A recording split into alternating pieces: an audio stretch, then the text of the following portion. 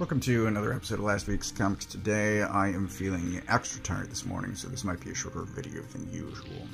We're going to start this week with the Roadie number 3. This is a 4-issue series, so it should wrap up next issue, and the storyline seems to support that as far as everything that's happening, and it is leading towards what I think is a clear resolution.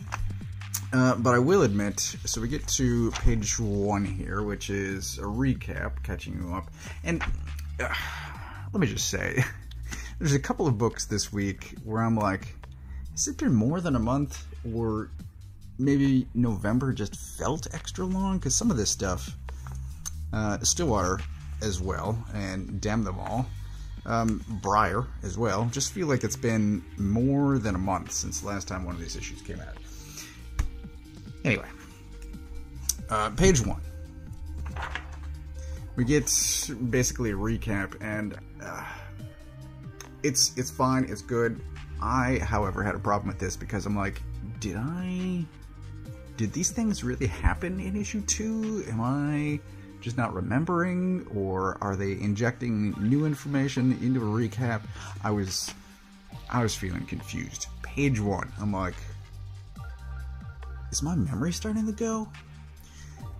Anyway, things did come back to me as I continued on, because we get to, where is she? We get to her, and then some of the memories came back. I'm like, oh yes, right. And then we get to her. The art's great.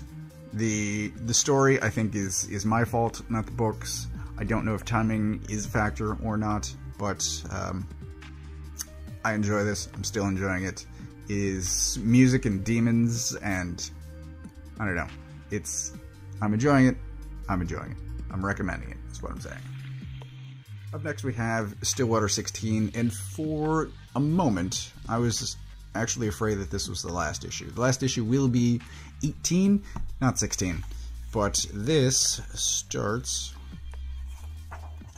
here, and it goes from there. Most of this issue does take place in the past. This is an origin story for the curse that's on the town, and it's phenomenal. I'm going to talk very little about what actually happens here. It does end in the present, but most of this takes place in the past, and I don't want to ruin anything. So you can see some of the art here. You know, I generally show off a sampling of the art. You can check out my previous videos if you want to see Stillwater, or previews are generally available. But the art's great. Writing's phenomenal. I'm still loving this book. Highly recommended. I'm just not going to talk about anything that happens here. Probably next issue I will talk about spoilers from this issue. I don't talk generally spoilers the week or month that a book comes out. Oh boy. Ninja Funk number 1. And this is from Whatnot, which, correct me if I'm wrong, but is the new iteration of heavy metal. I had higher hopes for this. This book is garbage. The art is okay at best, and the writing is just awful. Oh, it's the type of writing where everyone describes what they're doing in the panel that is drawn. So it's redundant and terrible. Quested number 1 comes out next week. It's also a Whatnot book, and I'm already afraid that that is also going to suck. This I don't recommend for anyone. This also has a bunch of variant covers, going back to my theory that I had a couple of weeks ago, that the more variant covers a comic has, the more the publisher knows that it is trash. So anyway, don't waste your time or money on this. Hopefully, well, cross my fingers, Quested is better. Otherwise, I'm just going to write off this whole publisher. This is startlingly bad. in absolute contrast to that, Damn Them All issue 2 is exceptionally good. It is, I don't know how many pages, but it's $4, $3.99, and this is a meal to read. I mean, there's so much here. Most books, I'll say big 2 books, can be read in under 10 minutes. I mean, I guess if you get an especially talky issue, it might take longer, but comics generally are consumed quickly, and this, I didn't time it, but this takes a while to work through. It's dense and really well done. There's... Get this is what I'm saying. It's going to be great. It is already great. It's 6-issue series. I guess there's always a possibility of continuing, but it's supernatural. Here we got a guy in his underwear answering a door. He does not put on his underwear, by the way, after he answers the door. Anyway, some of this stuff too, I guess there's a, I don't want to say tendency, that's not the right word, but possibility is not the right word either. But anyway, what I'm trying to say is some people skip reading stuff like this, the supplemental stuff that isn't actual comic. I know Hickman injects some of this type of stuff in there as well.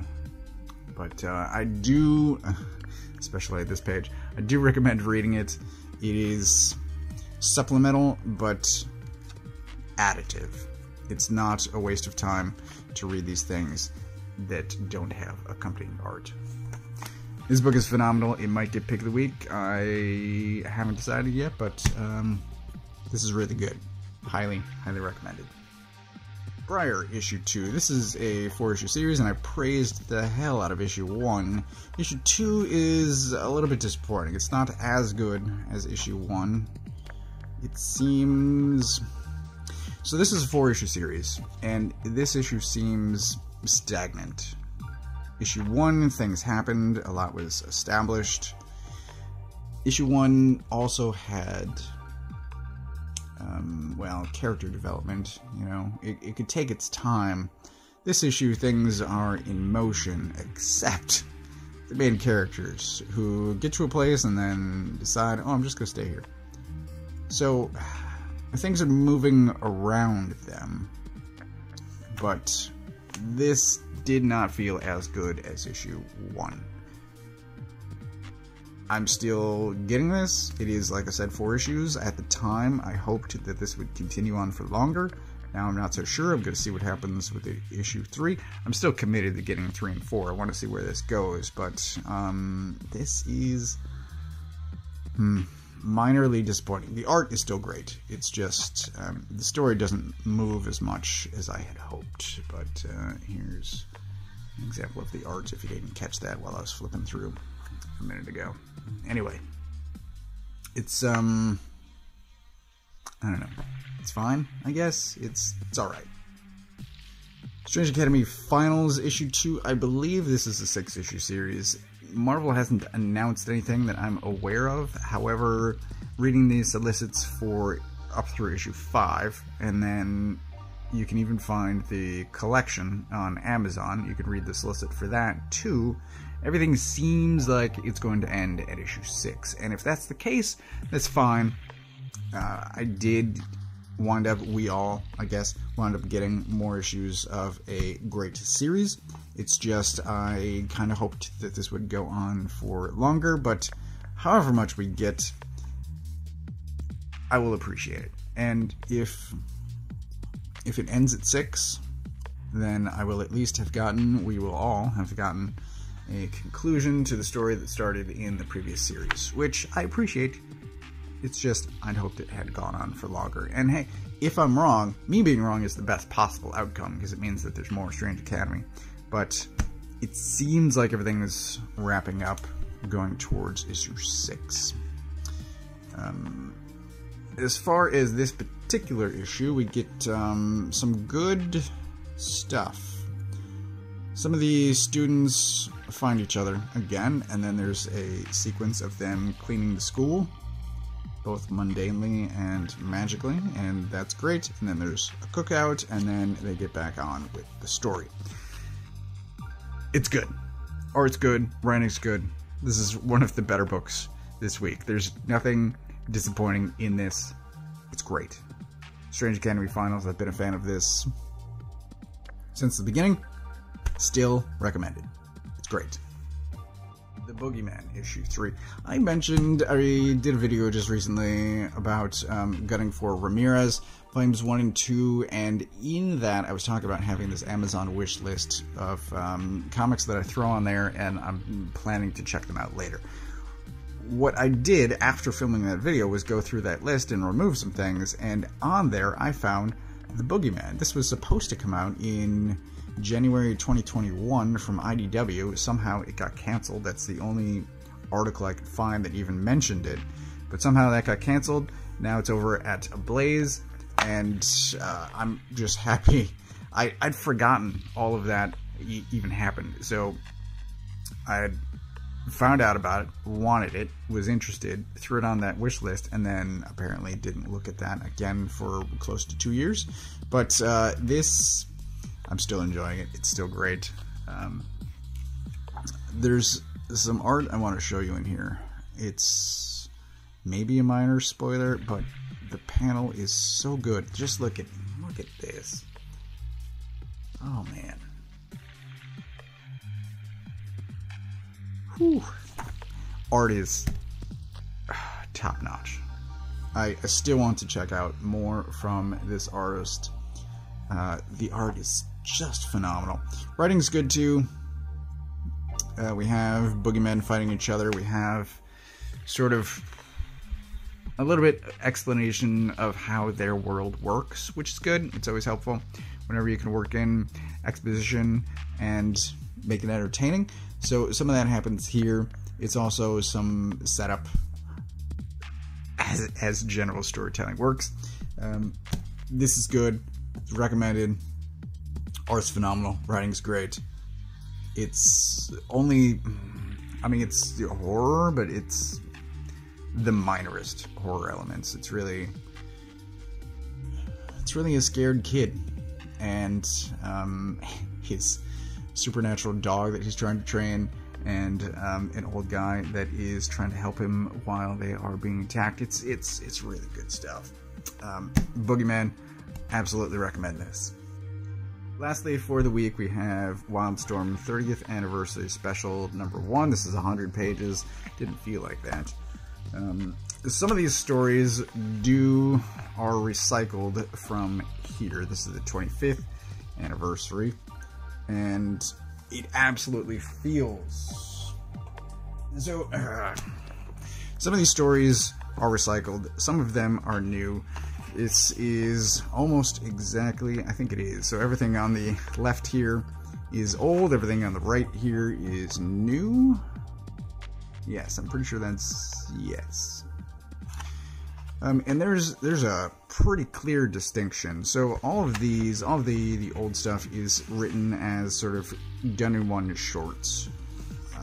They might each be 8 pages. I think this Death Blow feels even shorter, but yeah, they're all just like quick done-in-one stories. And then we get over to here, and all of this is clearly set up for things to come, right? It ends with things like, check out Lazarus Planet, or we've got Grifter giving a bag of money to Talia. Like, I believe, though, the worst offender is Zealots. So this is where Angel Breaker comes in. This one, this is intriguing.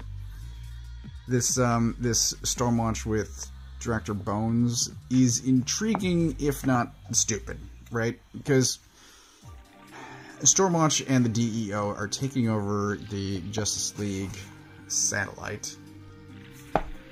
And, like, for how many decades have we heard about how great Batman is and his security, and, you know, they're gone for, I don't know, time, let's say a couple of weeks, and just somebody just moves in to the watchtower? Is their security really that bad?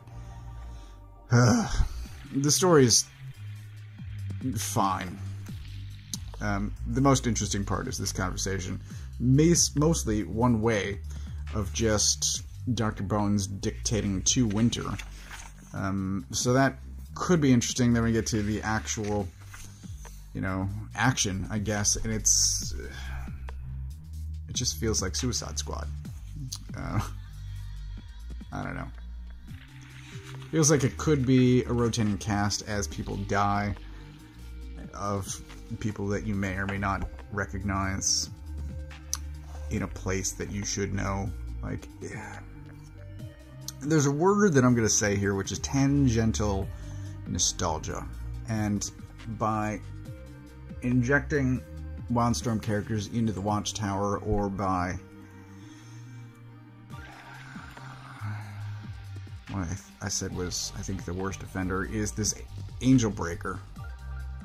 Tying her to Zealot and to Black Canary, or by John Boy, if you couldn't tell.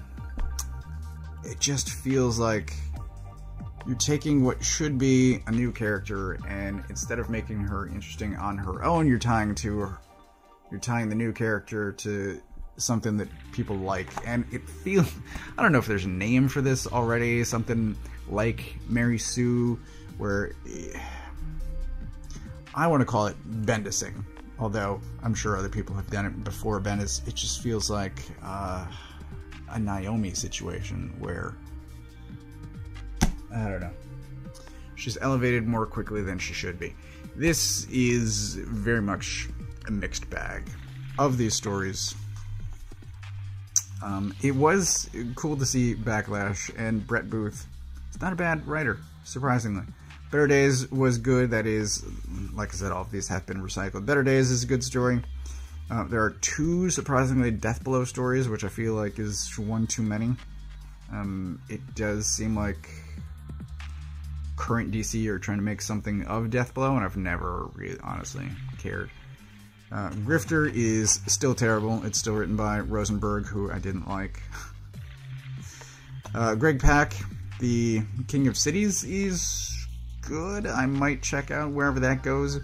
Building a Better Bomb is the second Deathblow story that didn't seem to be. Or was it? Shoot, I'm not sure. In service of I Am Stronger was not that great. This is Midnighter and Apollo following the Warworld storyline, and then Zealots is pretty bad, both writing and art. So no, I don't recommend wasting your money on this. I guess whether we want it or not, Wildstorm characters are coming to DC. I personally don't think it's going to last, because I don't think they're doing these characters justice. And let me just show you this too, since I had this off the shelf. Quote here from Brian K. Vaughan on the back of the 25th anniversary special to support my earlier argument. Better looking than anything else on the stands. Talking about Wildstorm. Better looking. It should have good art. Even Brian K. Vaughan agrees with me. This is not great art. Do not waste your money on this. Boogyman would make for a great trade. Strange Academy is good. Briar's okay. Damn them all. Stillwater. Oh, Stillwater. Roadie is also going to make a much better trade, at least in my opinion, than currently. So if you are interested, just wait for the trade on this. And then Ninja Funk is just awful. Pick of the week I'm giving to both of these. They're both excellent. Damn them all. Stillwater. Very different books, but exceptionally good. So that is everything that I got this week. I know I rambled a bit about Wildstorm, but otherwise I think it was a shorter video than usual.